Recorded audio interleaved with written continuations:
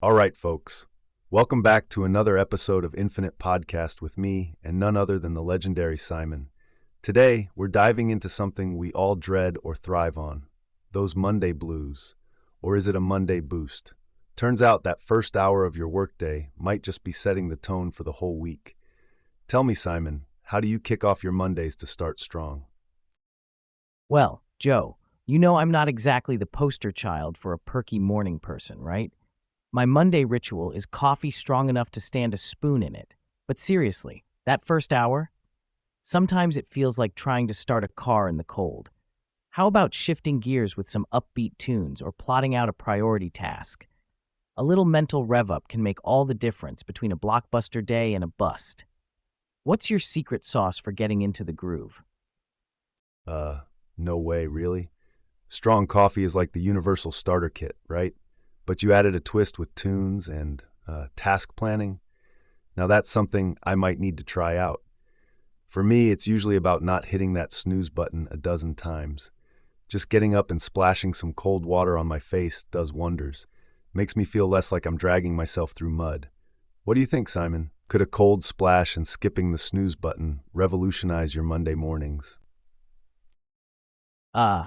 Joe, ditching the snooze? That's like asking me to run a marathon with no training. But that cold splash does sound refreshing, kind of like jumping into a pool in January. Maybe it would shock me awake. But you know what really flipped my switch? If we had mandatory dance-offs at 9 a.m., I'd either be fully awake or ready to laugh myself silly. Could you imagine starting your week off with that? Dance-offs at 9 a.m.? Man, Simon, that's actually kind of brilliant in a totally wild way. Imagine everyone just breaking out into their best moves right there in the office. It'd either wake you up or at least give you a solid laugh to kick off the week. But hey, if getting your groove on can shake off the Monday blues, why not make it a new trend? Would spice up those dull early meetings, don't you think? What's our listeners' take on this, ready to boogie your blues away? Oh, absolutely, Joe. Can you imagine? Monday morning meetings suddenly become the hottest dance club. Agendas turn into playlists. That'd definitely boost morale, or at least make for some epic fails to chat about by the water cooler. But hey, on a serious note, if it ditches the Monday blues and makes folks look forward to work even a little more, I'm all for trying something new. What do you say, listeners? Anyone up for swapping coffee mugs for dancing shoes? Yeah, Simon, swapping coffee mugs for dancing shoes. That's one way to jumpstart the week. Really mixing it up. Listeners, you've got to weigh in on this. Like, do you think these fun and quirky starts could actually change your mindset about Mondays? Or are we just dreaming of a world where the office feels less like office-y stuff and more like party vibes? What strategies have you tried that worked or totally flopped? You know, Joe, while dancing our way into Monday sounds like a blast, there's definitely another side to consider. Not everyone might be into that kind of high energy start, you know? Like, some folks need calm and quiet to concentrate, especially those who are more introverted. Studies actually suggest that these personality types might find abrupt energetic activities overwhelming, which could ironically lower their productivity instead of boosting it. So, I guess we got to think about balance, right? What works for one person's Monday boost could be another one's blues. Uh, exactly, Simon. Like finding that balance is key. We're talking about personalizing the start of the work week because what revs up one person could totally shut another down. Like some might thrive on peace and a slow brew, while others need that high octane pump up. It's all about, respecting individual differences. Workplaces could offer options, like quiet zones versus active zones.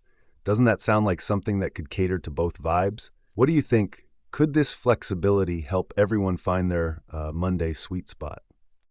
Joe, that hits the nail on the head. Offering choices is crucial.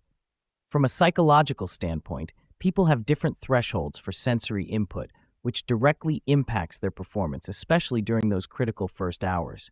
Studies show that personalized work environments improve overall job satisfaction and productivity. For instance, some companies use ambient noise control or offer staggered start times to suit early birds and night owls. Employers acknowledging these differences not only reduces Monday blues, but increases employee engagement too. Flexibility could definitely be the secret ingredient to turning those dreaded Mondays around. That's smart with the whole personalized environment thing, Simon. But let's push that idea further. What if some folks just aren't morning people at all? I mean, even with staggered starts or ambient noise control, if someone's peak hours are in the afternoon, does shifting their schedule really tackle the root of Monday blues? It's kind of like putting a Band-Aid on, you know? Employment flexibility should totally include more radical options, like fully tailored workdays. Would businesses go for it, though? That's where the real challenge is. What do you think about pushing workplace flexibility to its limits? Oh, Joe, man, you're talking about flipping the whole workday on its head. You know that's like asking a cat to walk a dog. It just ain't in their nature. But imagine telling your boss, hey, I work best at midnight, and they're all for it. Man, next thing you know, we've got folks scheduling meetings for 3 a.m. because that's when they're peaking. It'd be like having a nocturnal animal running a daytime zoo. Could be chaos or could be genius. Who knows? Yeah, Simon, turning the workday upside down. It's radical for sure, like flipping everything we know on its head. But it does make you wonder, huh? If we're all about boosting productivity and mental well-being and stuff, shouldn't flexibility be more widespread, even if it seems a bit out there? It's like, are we sticking too much to the traditional just because it's the norm? What do you think? Is there like a limit to how flexible a workplace should be? Joe, you've nailed it. Sticking to norms because they're comfortable doesn't mean they're the most effective. We need to think outside the office box sometimes. Who knows? This could spark some real change in how we view and structure our workdays. Flexibility seems like it's got no ceiling if we start respecting individual rhythms. Hey, listeners, what do you think? Could extreme flexibility be the future, or is there a balance to be struck here? Uh, Speaking of individual rhythms and workday flexibility, it really gets you thinking about how those morning rituals play into the entire equation. Like what we do first thing can totally set the pace, right? Let's dive into that a bit. We actually ran a poll on social media asking listeners about their unique morning rituals and how these habits impact their work performance. Plus, we got some insights from a time management coach about why these routines are such game changers. Simon, ever thought about how your morning coffee ritual fits into your productivity puzzle? Oh, totally, Joe. Like that morning coffee isn't just about waking up, it's like setting the whole stage for my day. The ritual itself, the smell, the warmth, it's kind of soothing, right? It gets me mentally prepped and kind of centered, which definitely ramps up my focus. And it isn't just me. Lots of our listeners seem to have their go-to rituals that kickstart their productivity gears. Some swear by meditation or a quick workout to get their minds in gear. These aren't just habits. They're like personal ceremonies to boost mental readiness. What do you think? Are we underestimating how these rituals impact our workday? Absolutely, Simon. But here's a thought. Are we maybe giving too much credit to these morning rituals? Sure, coffee, meditation, and workouts are great for getting you in the zone, but can they sometimes act as crutches instead of real solutions? Think about it. If someone misses their daily workout or skips the news over breakfast, could that throw off their whole day more than it should? It's worth asking what happens when those rituals are disrupted. Are we really at our best only because of them, or is there something more solid we need beneath all the morning routine magic to keep us performing optimally no matter what? You know, Joe, that's a super interesting point. Like when we lean too much on routines, they can kind of become like shackles, right? If they're disrupted, it throws us off big time. Maybe what we need is resilience against changes in our morning routine. It's cool to have these rituals, but adjusting shouldn't derail your entire day. We got to cultivate like a mindset that allows for flexibility. That's really key for consistently strong performance at work. Backing up the notion that while rituals help, they shouldn't be the end-all be-all of our day's success. What do you think? Are we too hung up on these routines? Totally, Simon. Like digging a bit deeper into this, research shows that while consistent morning routines have solid benefits, like reducing stress and improving mental clarity, they can also create an over-reliance that might make us less adaptable. Psychologists suggest building what's called routine resilience by occasionally changing our morning habits to prevent dependency. For example, if someone's used to always reading the news first thing, they might try swapping it with a brief walk or meditation some days. This variety helps the brain adapt and remain flexible, not just reliant on one activity for a productive start. It kind of trains the mind to tackle unexpected changes during the day more effectively. So yeah, having a ritual is great, but mixing it up occasionally could actually enhance your ability to handle whatever the workday throws at you without losing stride. What do we think? Are our listeners ready to mix up their morning rituals a bit? That's actually brilliant, Joe. Mixing things up keeps the brain on its toes, so to speak. Adding little changes can really energize our adaptability. It's like not always driving the same route to work. Sometimes the scenic path uncovers something new and refreshing. It's fascinating how these small tweaks might make us more robust when plans go sideways. Hosts of resilience in our hands each morning. Who knew? So, listeners, are you guys up for trying something different tomorrow morning? What rituals are you thinking about switching up?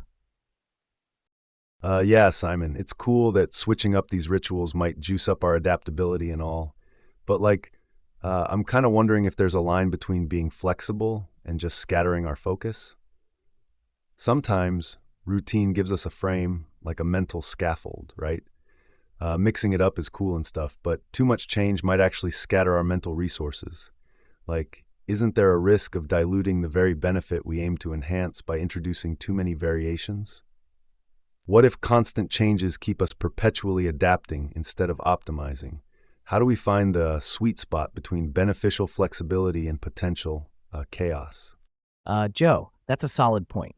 Definitely, there's a fine line between keeping things fresh and just scattering our focus all over the place. Too much change can be just as disruptive as none at all. It's about finding that balance, the sweet spot, where we're flexible enough to adapt, but still have enough of a routine to provide structure. So maybe it's not about big changes every day, but small, occasional shifts that keep us agile without throwing us off track. Like if you're into journaling, maybe switch up the questions you ask yourself. Or if it's yoga, try a new form every few weeks. This could enhance our performance by instilling a kind of cognitive flexibility while maintaining a framework that guides us. What do you think, listeners? Does mixing up your routine sound helpful, or does it feel a bit chaotic? Totally, Simon. It's like what Rogan would say about keeping things primal and instinctual. Small shifts can keep you mentally nimble without tipping the whole boat over. You gotta challenge the system occasionally to avoid it becoming stale, but not so much that you're reinventing the wheel every day. Balance is key, dude. Stay flexible, stay sharp, but also keep your foundation solid. What's your take on this one, listeners? Give us the rundown on how you're tweaking your routines. Exactly, Joe. It's all about not getting too comfy in our routines to the point where they're not really helping us grow mentally anymore. Keeping that primal edge is crucial. And speaking of tweaking, listeners, what's one little change in your morning routine that you found really shakes things up in a good way? Have any of you stumbled across something surprisingly effective? Yeah, speaking of small changes, I remember this one time when I was in a total funk, like just couldn't shake it off. So I decided to switch up my morning by adding music to my routine, kind of to test out what we're talking about. Normally I'd jump straight into emails, but this time I started with some upbeat tunes while I got ready. Man, it was like a light switch flipped. The music not only pumped me up, but also sort of primed my brain for the day. It felt like I was clearing out the mental cobwebs way faster than usual. By the time I got to work, I was already in my groove, and my productivity was off the charts that day. Making that simple tweak showed me how even a little change can refresh your entire mindset and seriously impact your performance level. What about you guys? Ever found adding something small in the morning gave you an unexpected boost? Oh man, Joe, that's like finding an extra fry at the bottom of the bag. Total surprise and delight, right? One morning, I decided to switch coffee for green tea. Let me tell you, it was less of a caffeine punch and more like a caffeine nudge. Felt like I was trying to jumpstart my day with a AAA battery. But hey, it shook things up, made my morning feel fresh, and a bit slower, honestly. Listeners, ever swapped out your rocket fuel for something milder and lived to tell the tale? Uh, that's interesting, Simon. Switching from coffee to green tea is like going from hardcore metal to smooth jazz in the mornings, huh? But here's my pushback. While it's cool to try new things, there's definitely something comforting about sticking with what really kicks you into gear, like your usual cup of strong coffee. I mean, if we're talking work performance, sometimes you just need that major caffeine hit.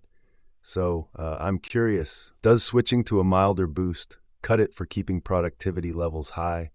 Or are some of us just too dialed into our routines?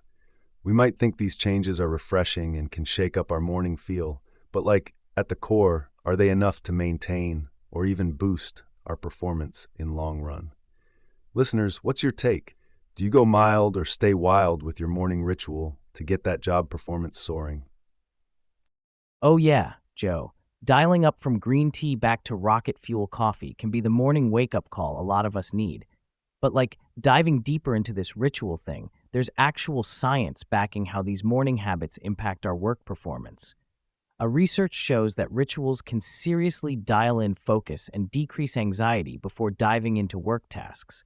Like, there's this study from the University of Connecticut suggesting structured morning routines enhance decision-making skills throughout the day because they reduce cognitive load. You don't waste mental energy deciding what to do next. And here's another kicker. Repetitive behaviors, like your set coffee-making process or meditative stretching, can free up mental space by creating automatic actions, which psychologists say enhances emotional and mental stability. This idea is crucial for jobs demanding high levels of concentration and creativity.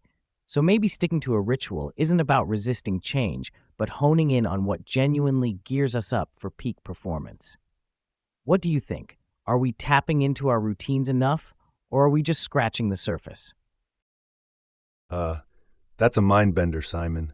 You're telling me that loading up on rituals might just be the secret sauce to turbocharging our brains? That's kind of wild when you think about it. Makes you wonder what hidden powers lie in those daily routines we do without even thinking.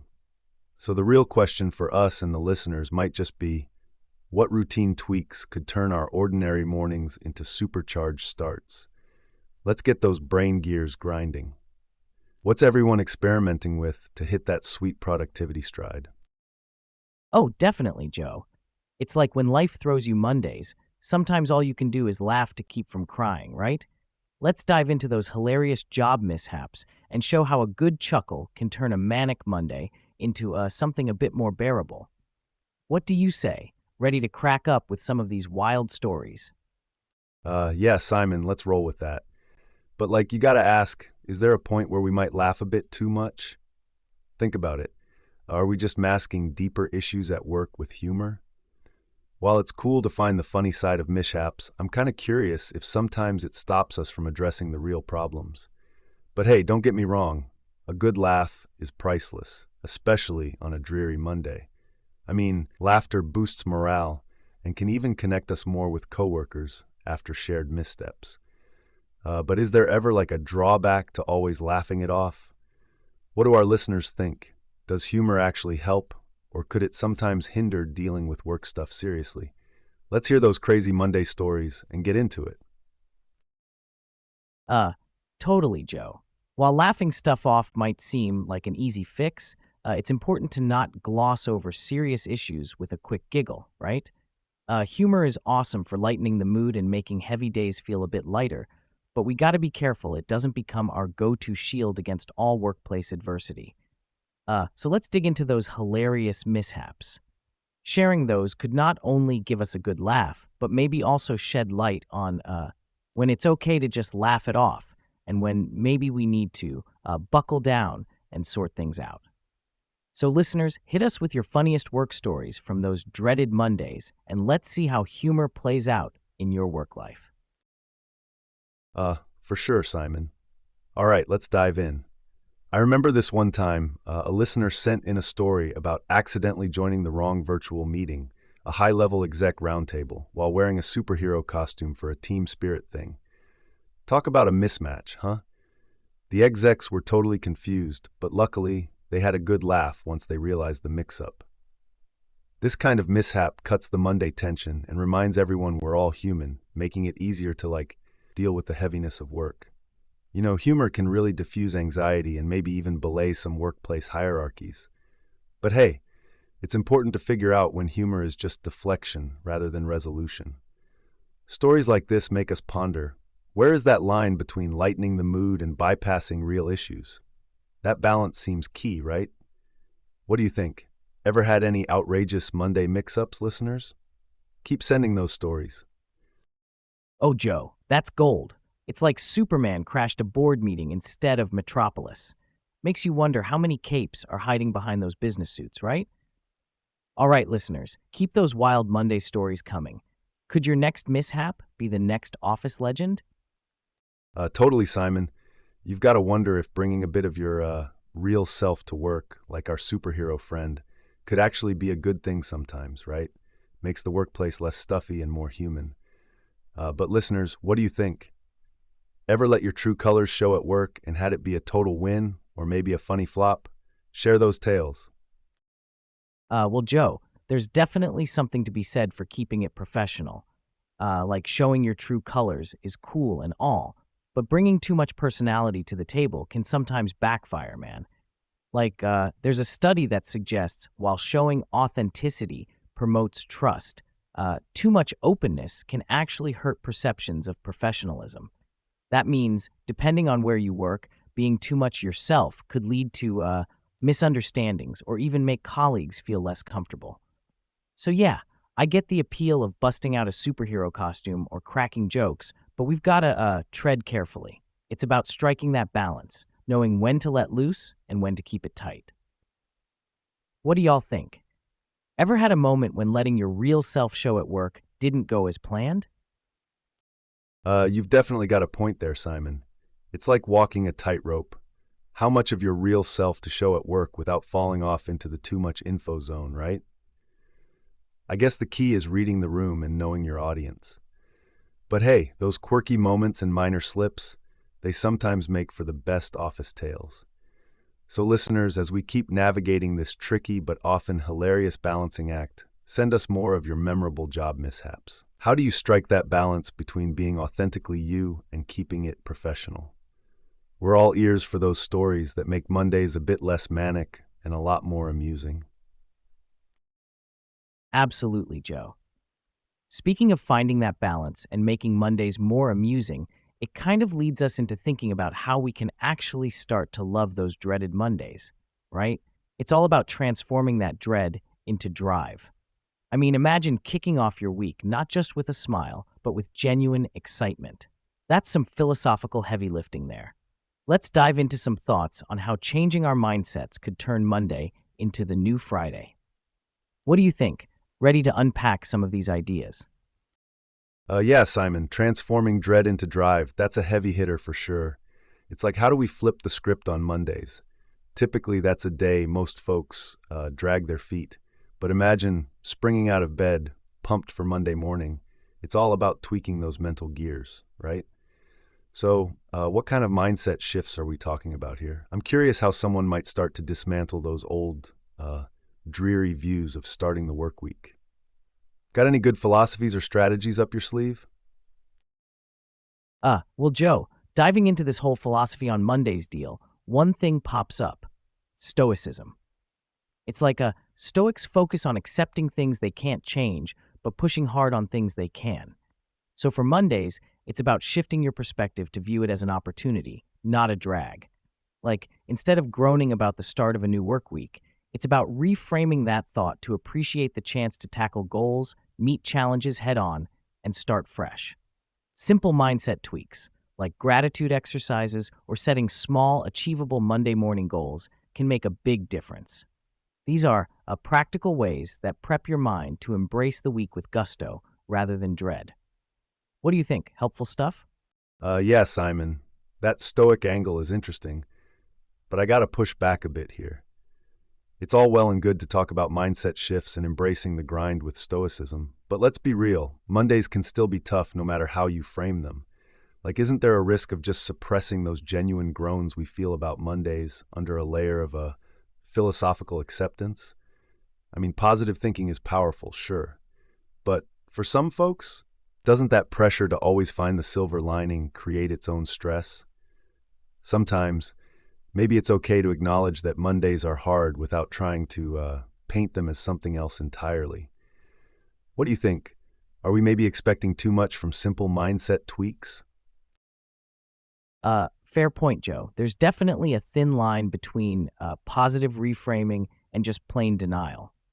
We can't just slap a happy sticker on Mondays and pretend they aren't tough. Like, genuinely tough moments need to be acknowledged, not just glossed over with optimism.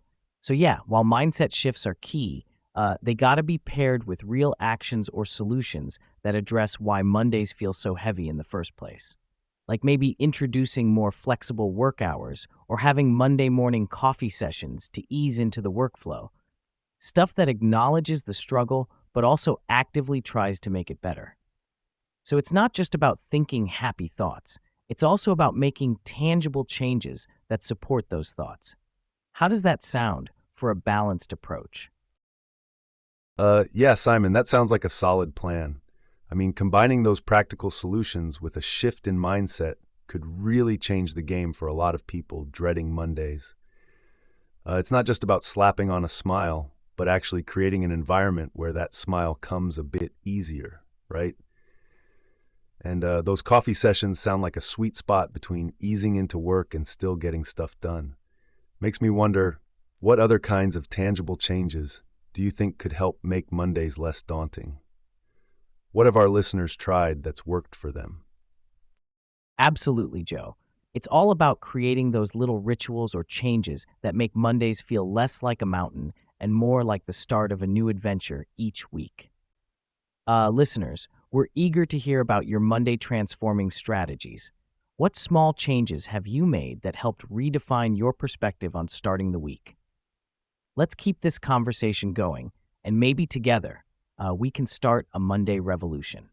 Speaking of those Monday morning coffee sessions that ease us into the week, it kind of taps into something bigger, right?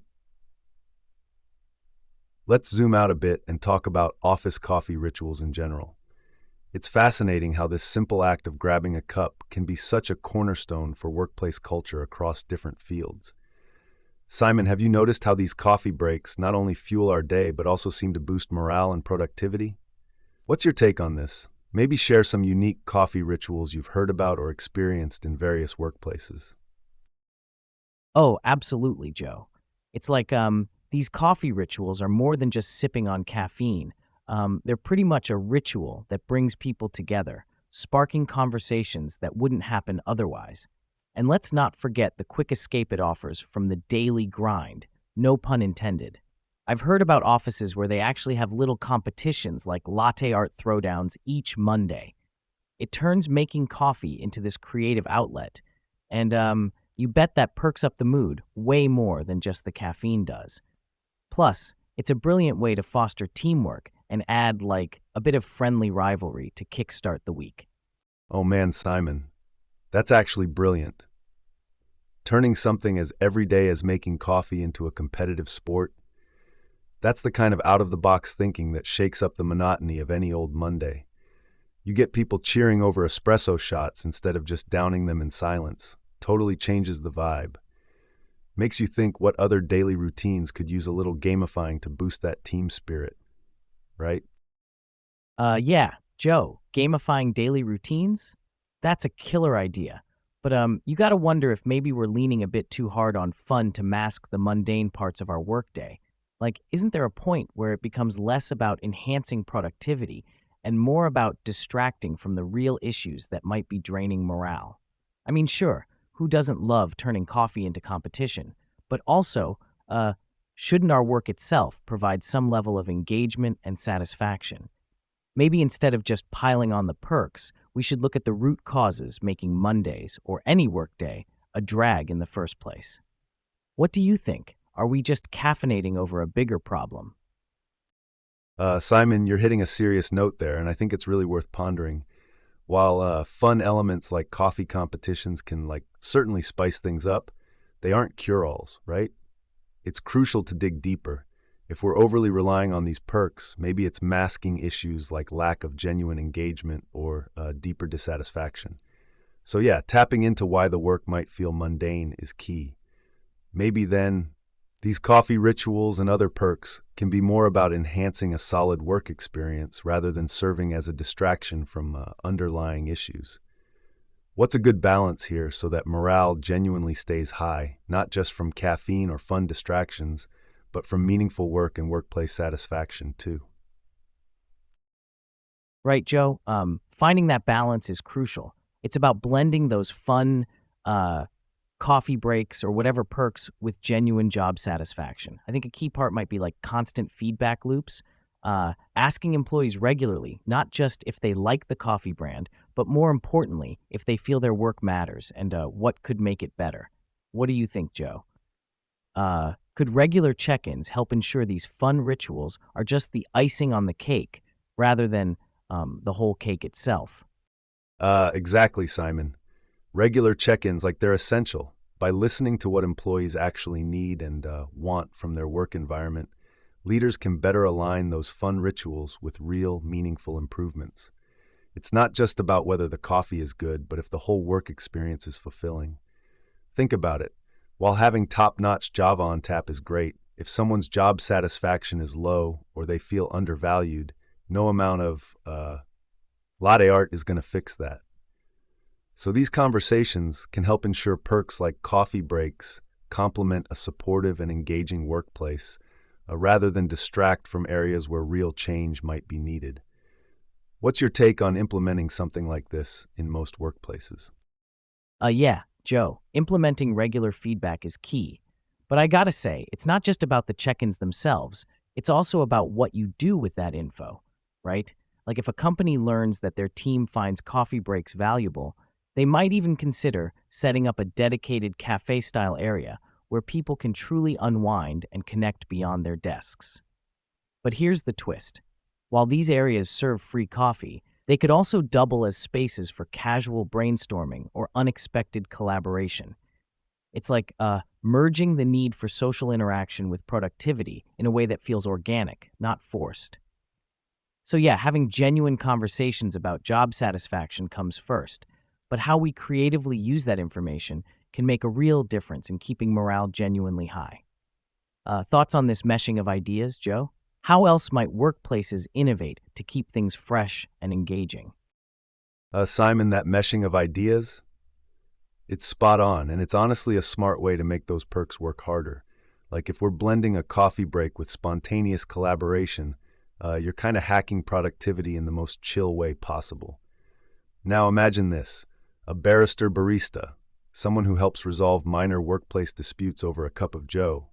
Maybe not the most practical idea, but wouldn't it be something to lighten up those Monday blues? Seriously though, fostering this kind of environment where everything serves multiple purposes could transform the whole dynamic of a workplace. What do you reckon is another tweak or unusual perk that might stir up some excitement around these parts? Oh, Joe, a barrister barista is just wild enough to work. But get this, what if we also had themed coffee hours? Like a Tech Tuesday espresso shots, where you brainstorm app ideas, or Webinar Wednesday, where your cappuccino comes with a side of learning. Suddenly, it's not just about the caffeine, it's about firing up those neurons in fun and unexpected ways. How about that for mixing things up? Oh, Simon, those themed coffee hours? Genius. It really dials up the excitement and makes each sip feel like part of a bigger picture. Plus, I'm already curious about what kind of wild ideas might come out during one of those Tech Tuesday espresso shots. Looks like there might be even more creative ways to use our daily brew to boost productivity and morale. Lots to think about. What's next for the world of office coffee rituals? Speaking of brewing up creativity with those themed coffee hours, it makes me wonder about the coffee itself. Like, where do these beans even come from? I mean, every cup has its own backstory. The origin of the bean definitely affects the taste and even the vibe of the break room. So, diving into how different coffee origins impact what shows up in our office mugs sounds like uncharted territory.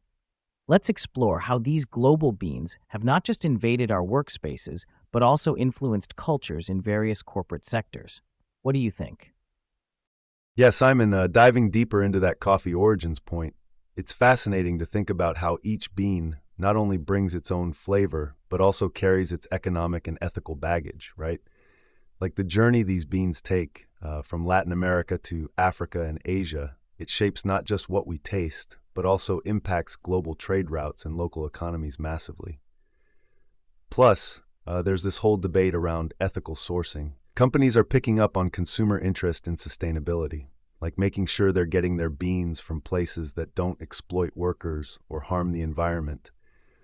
Uh, Really makes you think twice about what's behind that morning brew in your office cup. So yeah, the origin of the bean matters a lot. How do different regions influence office coffee preferences where you're at, Simon? Yeah, it's a whole can of worms when you start looking into where our office coffee comes from. Like you've got these powerhouse regions. Think Brazil and Colombia, right? They're kind of famous for their robust beans that are all over the place in offices because they're just so reliable flavor wise. But then take a place like Ethiopia, home to some really unique flavors that might not be everyone's cup of tea, or coffee for that regular morning brew. It's like people tend to stick to what they know, especially in a work setting where the biggest concern is usually just getting that caffeine hit. And on your point about ethics and sustainability, totally crucial. But honestly, how many companies are actually diving deep into that? Like, it's one thing to slap a fair trade label on the bag, but another to truly support ethical practices. So, it kind of feels like there's still a lot of work to do in aligning those corporate coffee choices with actual sustainable values, don't you think? Absolutely, Simon. It's like every sip has its own story, but are we only listening to the ones that are easiest to hear? Makes you wonder what hidden gems and stories we're missing out on from less dominant coffee regions. Maybe it's time offices got a little adventurous with their beans. Share those diverse tastes and tales, right? What kind of impact do you think that could have on our global coffee culture at work? Totally, Joe. I mean, embracing a more diverse coffee selection could really change the game in workplace culture.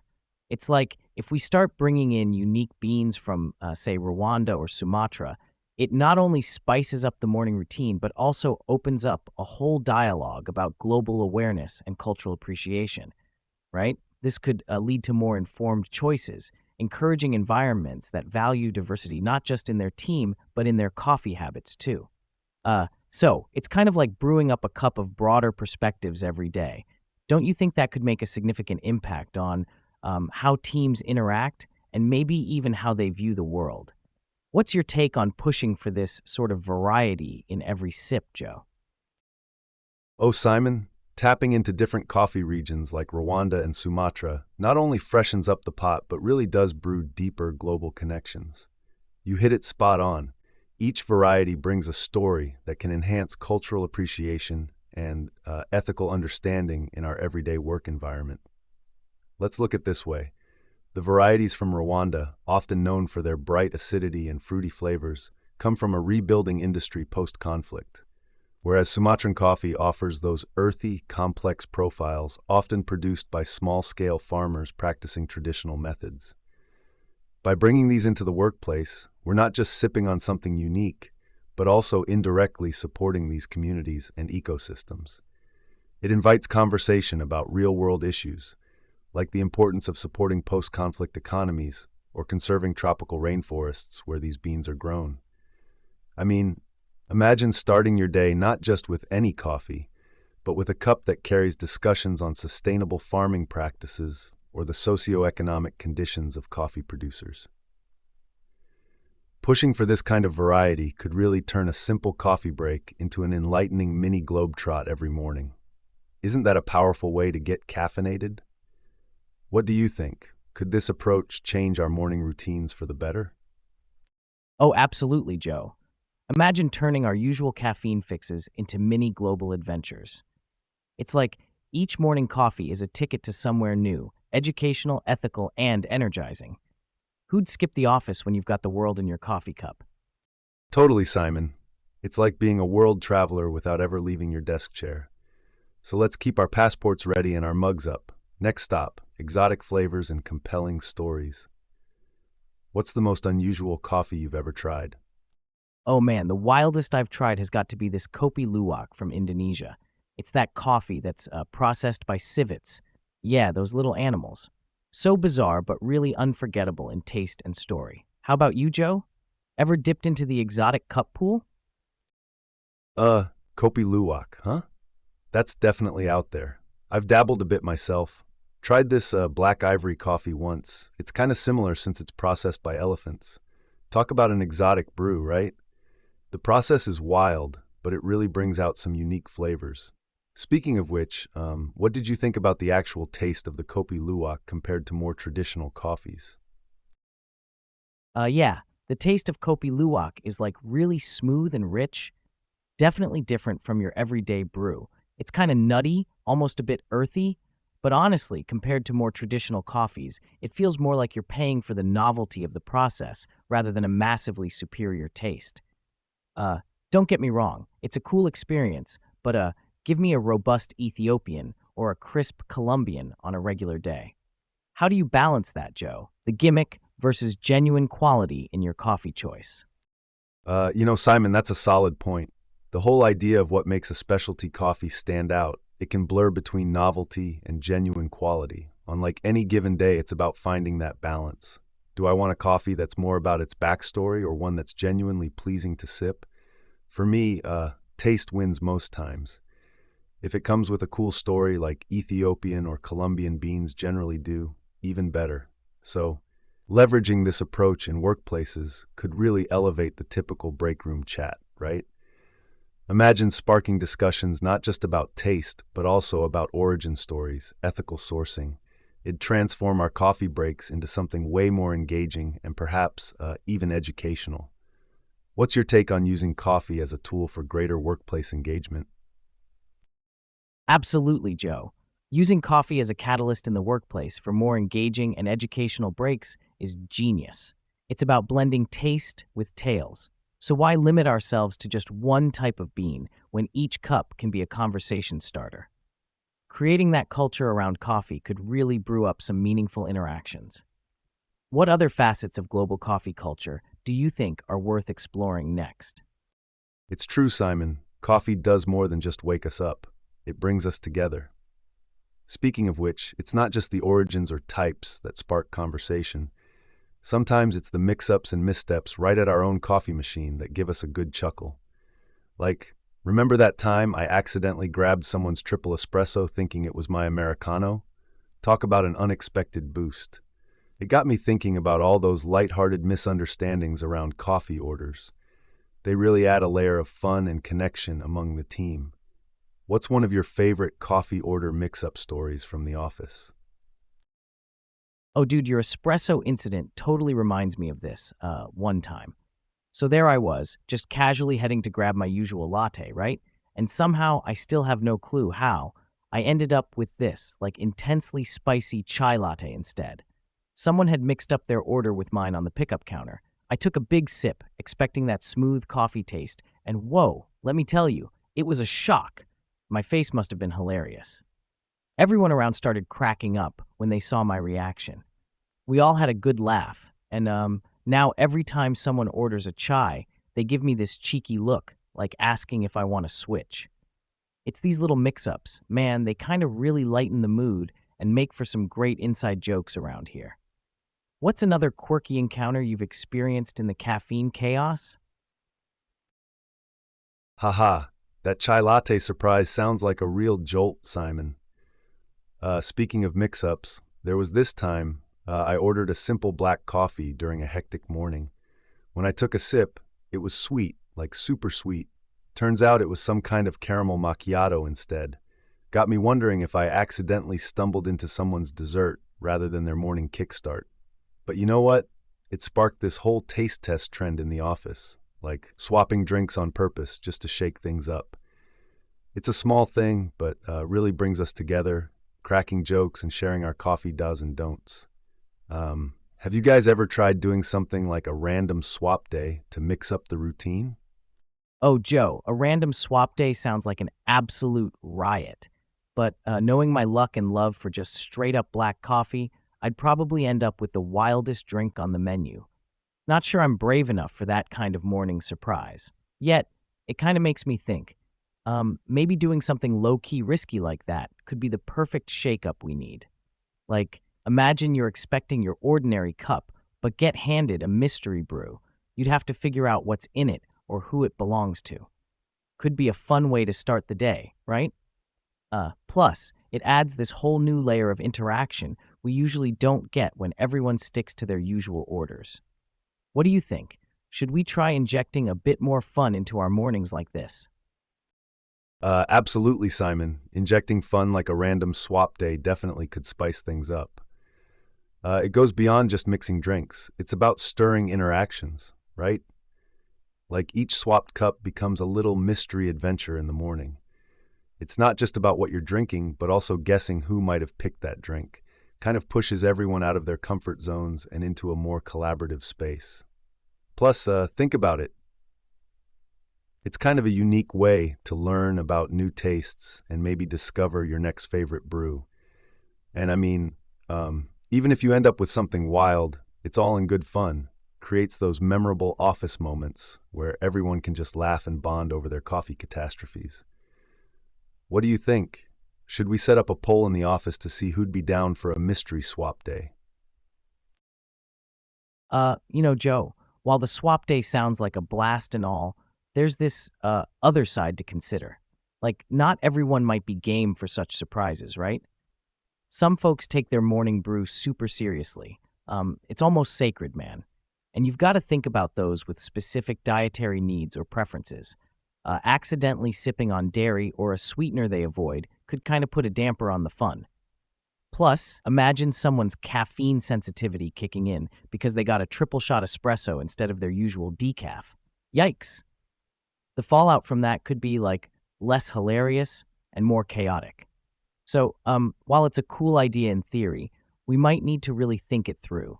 Make sure everyone's on board and aware of what they're potentially diving into.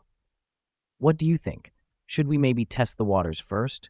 See how everyone feels about shaking up their coffee routine. Yeah, that totally makes sense, Simon. We've got to keep it fun but safe, right?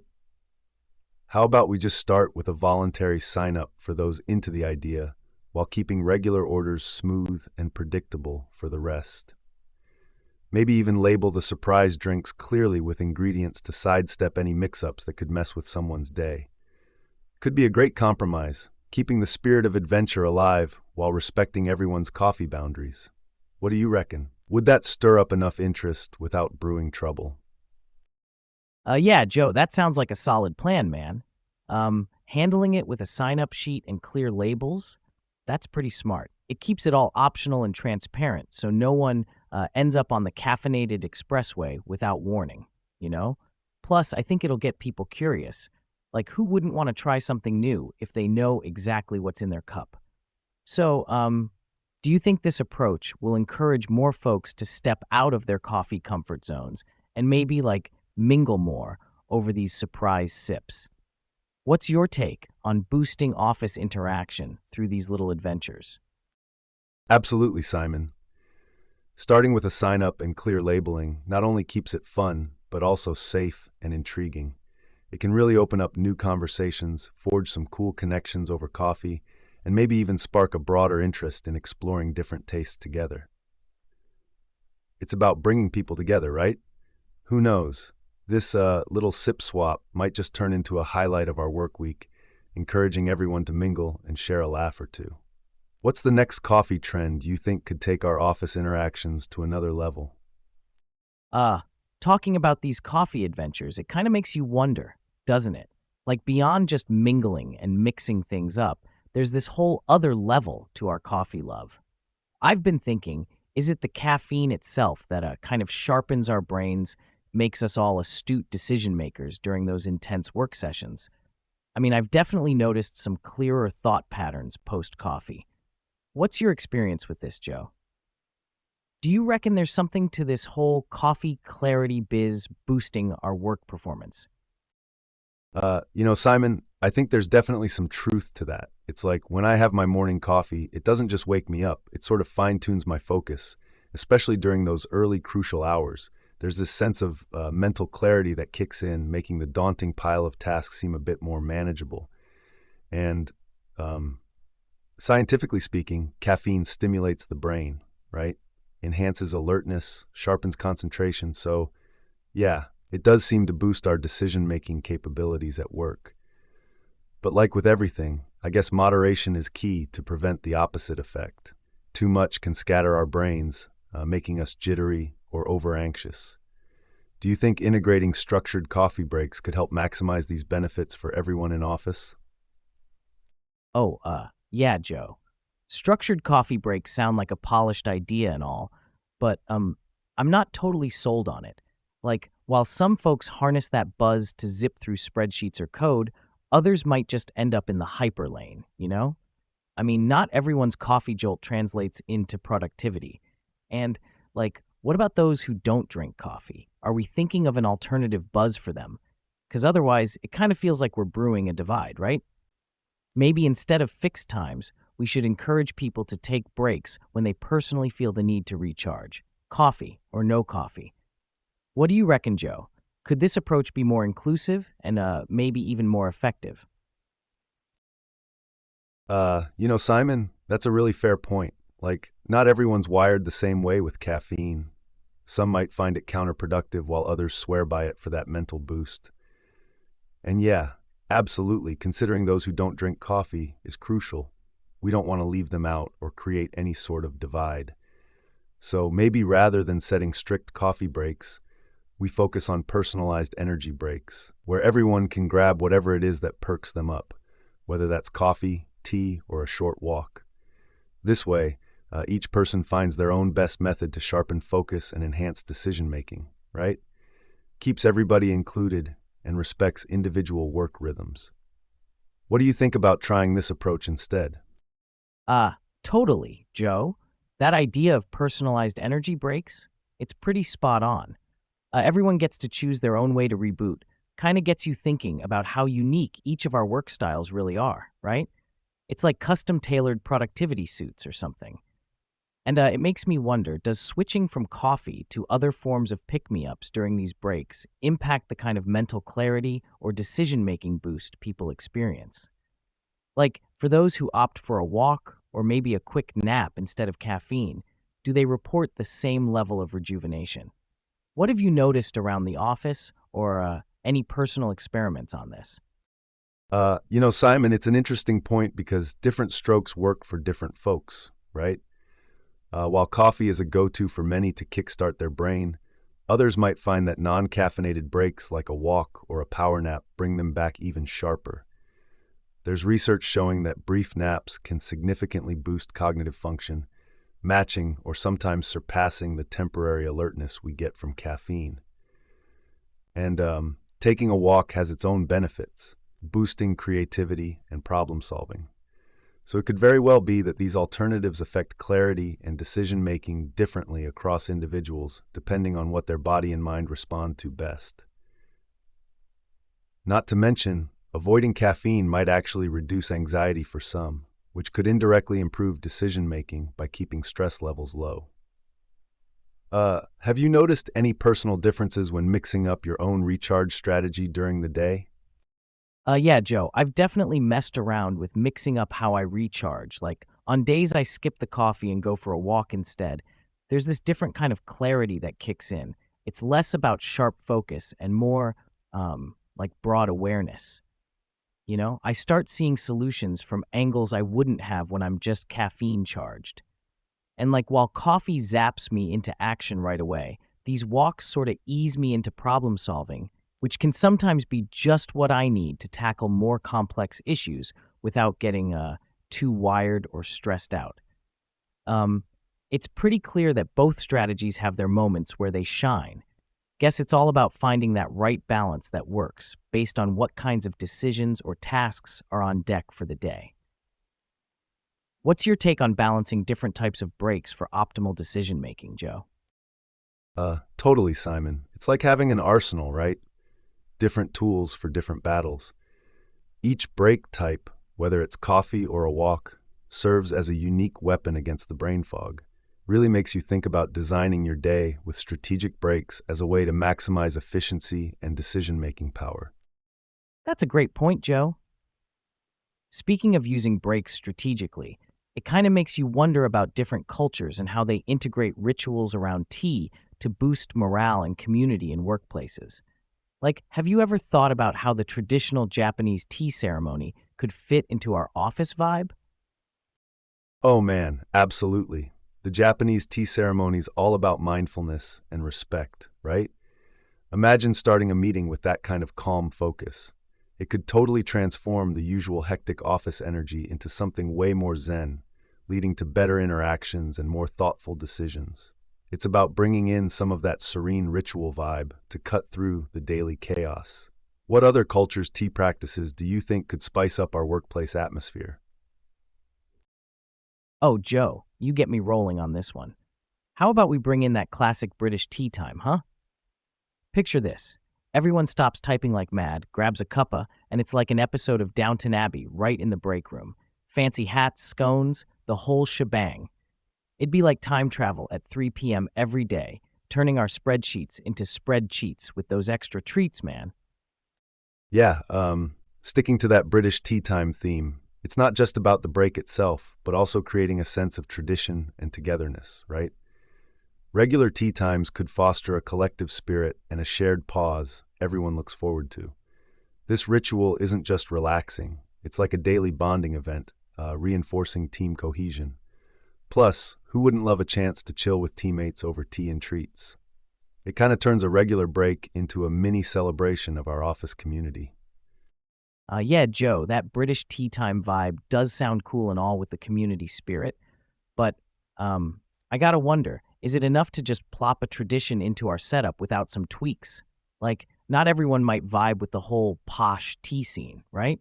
If we're gonna do this and really want to boost morale, maybe we could rotate the tea traditions, spice things up a bit, throw in a Moroccan tea day with minty freshness, or go for a spicy Indian chai session.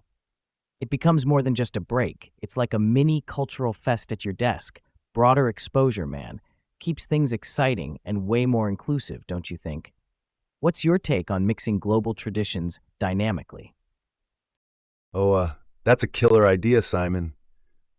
Rotating different tea traditions to keep the energy fresh and exciting. I'm all for it.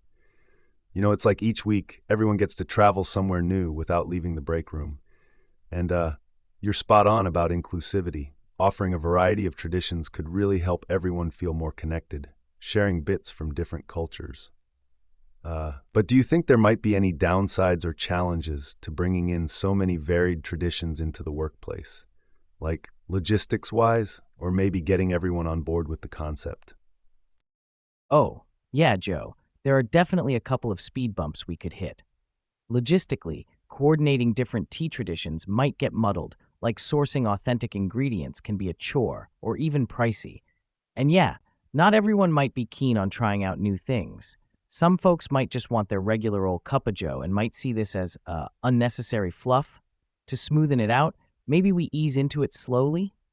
Start with more widely accepted ones and ramp up as people get more comfy with the idea. What do you think about easing into it, huh? Easing into it does sound like a smart approach, Simon. Kind of like dipping your toe in the water before diving in, right? Start with something familiar and broadly appealing, then gradually introduce more eclectic options as folks warm up to the idea. It keeps things low-key at the start, but opens the door for more adventurous stuff later on. Maybe even have some info sessions or fun facts about each tradition alongside the tea. Like, turn it into an educational thing, too. That could spark more interest and make people feel more connected to what they're experiencing. Do you think adding that educational twist might help balance out the switch up and get everyone on board more smoothly? Oh, definitely, Joe. Mixing a bit of learning with our tea could turn each sip into a story, man. Makes the whole experience richer and might just pique curiosity enough to have everyone looking forward to what's brewing next week. It's like, who knew a tea break could teach you something, right? What's next on our global tea tour? That's a super cool point, Simon. Speaking of brewing up something interesting, it's not just tradition that makes tea so special at boosting morale. There's actual science behind why tea can be so beneficial during work breaks, especially when we talk about L-theanine, a component found in tea leaves. Have you heard about how L-theanine paired with caffeine can enhance productivity and focus? What are your thoughts on switching from the usual coffee kick to a more serene tea moment to optimize our workflow?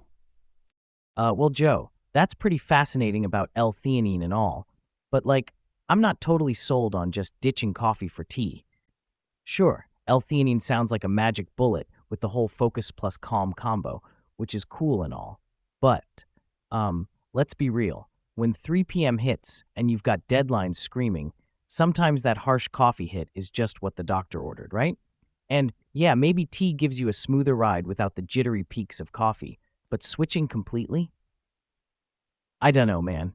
It feels like we'd be messing with the sacred coffee culture in workplaces. Maybe instead of a full swap, we could kind of co-opt both. Like, get your morning coffee burst and then mellow out with tea as the day winds down. Think that might work better to keep everyone's gears greased throughout the day? Uh, I get where you're coming from, Simon. Ditching coffee entirely? That kind of shakes up the whole system we're accustomed to. Coffee definitely has its perks when everything's going 100 miles per hour. But integrating tea in the later parts of the day, that sounds like a solid plan. Like it's about balance, right? Harnessing that initial burst of energy from coffee and then smoothing into a focused calm with tea could be the best of both worlds. Keeps everyone's mental gears running without hitting burnout. Do you think our team might be open to testing out that kind of routine for a few weeks? See how it affects productivity and overall mood?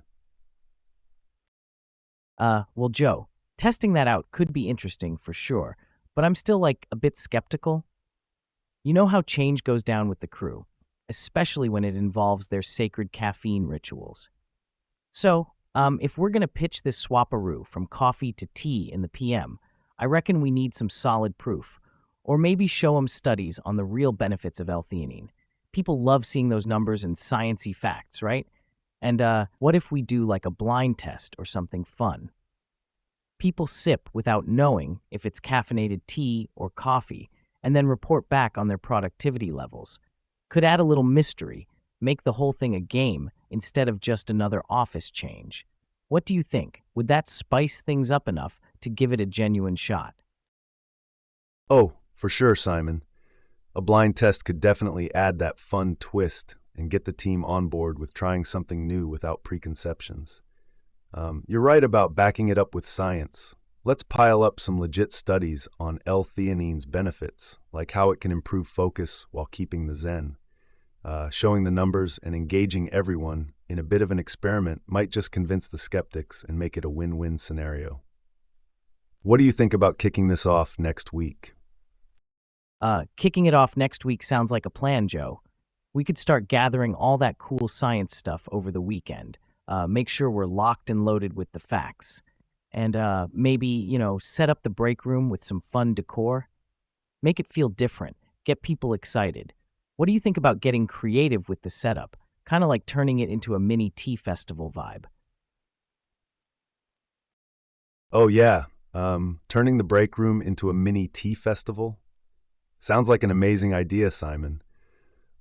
Creating a vibrant, inviting space could really amplify the excitement and make everyone more receptive to the whole tea experiment. It's like setting the stage for them to experience the benefits of L-theanine in a super engaging way. And we should definitely make sure there's info available about each type of tea.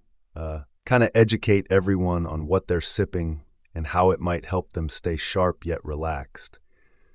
Keep that science vibe strong but fun. How do you think we should organize the information? Maybe some interactive posters or a quick digital presentation during breaks. Joe, while that sounds like a cool setup and all, we got to consider the other side here. The folks who might just see this as a fancy distraction, you know? Like, not everyone's into turning their break into a learning session. Some might prefer the straightforward grab and go type deal, keeping it simple with their usual coffee and a bit of downtime. And there are arguments that too much change can kind of disrupt the workflow rather than enhance it, making people feel, I don't know, forced into a new routine they didn't sign up for. So, if we're going to go for it, maybe keeping another option open, something less festival-like, but still inclusive of the tea benefits, might balance things out. Keep the focus on productivity without making it too gimmicky. What do you think about that approach? Yeah, Simon, you bring up a solid point about keeping it simple for those who might not be into the whole change-up. We've got to have options that cater to different tastes without making anyone feel out of the loop. Balance is key, huh? And speaking of time, we've got to wrap today's session on that note, folks. Thanks so much for tuning in to today's dive into tea traditions and productivity. Uh, really gets you thinking, huh? Make sure you join us back here tomorrow at 5 p.m. Eastern for more discussions. You never know what will brew up next. Cheers, everyone.